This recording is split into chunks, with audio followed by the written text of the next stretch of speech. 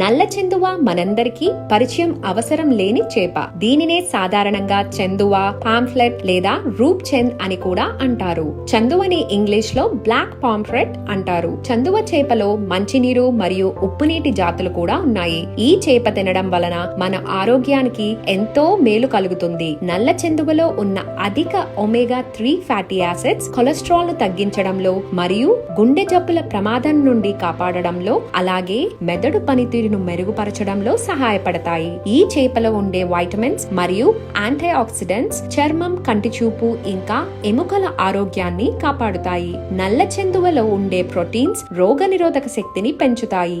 ఈ చేపని తినడం వలన జీర్ణక్రియ బాగుపడుతుంది. చందువతో చేసిన మసాలా, ఫ్రై, పులుసు, గ్రిల్ లాంటి వంటకాలు హోటల్స్ లో చాలా ఫేమస్.